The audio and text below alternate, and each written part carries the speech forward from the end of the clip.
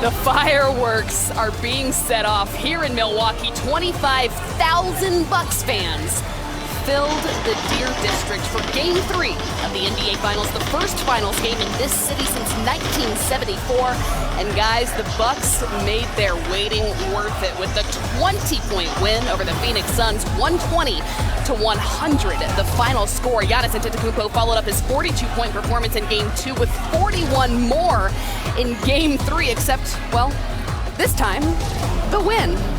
A balanced offensive effort as Drew Holiday also added 21. Chris Middleton, the All-Star, added 18 as well. And we're going to break it all down on this post-game show right here on NBA TV, including post-game press conferences from both coaches and players on both sides of the floor, as this series is now 2-1, and the Milwaukee Bucks have protected their home court advantage. Welcome into Milwaukee. This is live at the NBA Finals, brought to you by YouTube TV. I'm Kristen Ledlow, alongside the Hall of Famer, Grant Hill, 3D, Dennis Scott, who has wandered up from the sidelines to sit next to us at the table, and Brendan Haywood is right down there as well. Guys, we've got a lot of fans surrounding this site, and they're all chanting Bucks in 6, and they're listening to what you're saying right now, so why don't we talk a little Giannis, because they're going to want to hear a little something about that guy, G. Yeah, as they should. Giannis just continue with his stellar play, a fantastic performance as you talked about. He's had 11 now games of 30-plus points, 10-plus rebounds in the postseason, the highest since another guy we know, a colleague of ours, Shaquille. And anytime you can be on a list with Allen Iverson, Rick Barry, of course Michael Jordan down at 98, but people forget how good Rick Barry could score the basketball. But what I'm impressed about today, Brendan, Giannis still got to the free throw line 17 times. And we know he's struggling in the pass at the free throw line. But making 13 free throws in a Game 3 knowing you couldn't go down 0-3, I thought it was huge. It was big time, and we know that Giannis is going to get down the lane and he's going to get the dunks, but 3D, I think you made a very valid point. Getting to the line 17 times, hitting 13 of them, and not being afraid to go to the free throw line. On the flip side, if we think back to Philly and some of what went down with them with Ben Simmons, at times we thought he didn't really want to be there. Giannis didn't let the fact that he didn't let his past haunt him. Yep. He said, you know what, I've missed some free throws in the past, but I'm going to stay aggressive because the only way we're going to win this series is if I lead this team. Ahead of this game, Brendan, you said that they were going to need Batman, Robin, and Alfred the Butler as well. I don't know who to call which character, but all three of those guys showing up when they needed it in Game 3. All three of those guys played well, but I think for me it's Drew Holiday. Drew Holiday came in, he was 5 of 10 from 3. He was hitting his shots, he was playing with confidence, he was shooting with confidence. In Game 2, he was missing shots, and some of those shots were easy shots. You were seeing him miss layups and stuff, and baskets and transition baskets that he normally makes. I just think he had an off night in Game 2 where he was 7 for 21. He more than made up for that tonight with a stellar performance. The story of the game is Giannis, but let's not forget about Drew Holiday's his contributions. No, I agree with that. Shooting a three-point shot. As you watch the ball game there, after that first shot went down, then the second one, I said, wait a minute, he's made 3 threes in a row. And he figured out a way to have pace on the defensive end where chasing Chris Paul around didn't wear out his legs. That's why he could make shots in the second half. Guys, Bobby Portis is joining us from the court right now. Bobby, your team has now protected home court advantage. Now 2-1 this final series, 3 more games to the title at this point. But as we're all stunned to see this many fans chanting not only the Bucks name, but your name, what was it like to bring the NBA Finals back to Milwaukee for the first time since 1974? Man, it was great, man. Just go out there and compete at the highest level. Coming from where I come from, it's only a dream, and to be here in this sense and just compete at the highest level is great. The crowd support is always great at home, man. They come in, they do the best they can to support us and be loud as they can. So, we always just try to protect home court as best as possible. Yeah, Bobby, what a fantastic game. 11 points, 8 rebounds, and I feel like every time in this postseason when the team needs a win, particularly here at home, you come in with great energy, just great efficiency out there on the floor. What's your thought process going into a big game like this here in Game 3 here tonight? Just be myself. Trust my work, man. Understand you couldn't go down 0-3 tonight. A lot of guys had different voices in it. Obviously, Giannis always starts the game off trying to get us fired up. But I think PJ had the biggest voice at halftime, man, telling us to blow it out, man. There isn't any more we down 2-0. We don't want to go down 3-0. So having, at least 5 more games, ahead of it, or having 5 more chances to play in this NBA Finals, man, we want to give it our all. Knowing that, it's hard to get to this point, and, we're here now, and we're just trying to get it out and just blow the gas tank out, man. Just leave it all out there. And speaking of leaving it all out there, your fearless leader, Giannis, definitely left it all out there. Hey, talk to me about what you saw from his performance and how great he was tonight. Man, his name speaks for itself, man. The Greek freak, he can do some crazy things out there on the basketball court.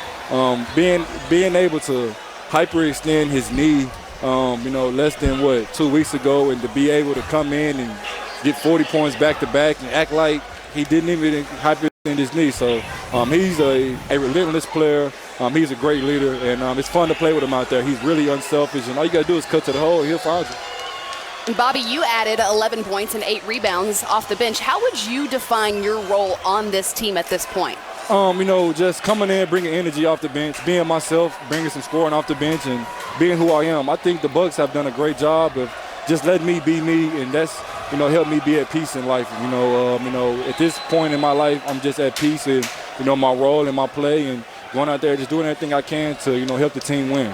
And speaking of help the team win, Bobby, how is Coach Bud giving you the freedom and the confidence so when you come off the bench, you can play at a high level? He just, just always instilled in me. When I first got here, he was just on my tail about defense. That was the whole thing at first. And then when I started locking in on that end, everything else started just unlocking for me. And, he has great trust in me. He tells me to shoot the shot with confidence, go out there, just be myself, be who I am. And I think that's just allowed me to, play free and, just trust in myself. Bobby, thanks so much for taking the time to join us. Congratulations on the win. We're looking forward to watching you on Wednesday as well. I appreciate y'all. All right, we'll talk to you soon. God bless. Guys, we've got to get to NBA Twitter first because that is undoubtedly Bobby bringing the energy. We see you, Hawk. We see you. Hulkamaniacs. Yes. He, before this game, Brendan, was who you defined as one of the deciding factors, one of the X factors in this game. Another one is Drew Holiday. Dennis, I want to ask you about what you saw from him as he added 21 in this game and really shook off a couple of performances in games 1 and 2. He had finishing legs. What I mean by that, and both of you guys know this, in games 1 and 2, I think chasing around Chris Paul, he had dead legs in the second half. That's why a lot of his shots were flat. Even the layups, he was mentioned that we've seen Drew Holiday make his whole career. So whatever he's done the last 2 days, guys, he figured out a way to get his legs together. They switched up a little bit where you saw P.J. Tucker on Chris Paul a little bit. You saw Pat Connaughton on Chris Paul a little bit. So now, in that second half, when he started knocking down threes, I thought Drew Holiday had his legs, Grant. Yeah, 3D, he was fantastic, as you said. And, I had the chance to see Game 7 in the second round against the Brooklyn Nets. In that game, he really struggled throughout the game. I mean, was almost bricking three-pointers, looked out of sorts, out of rhythm.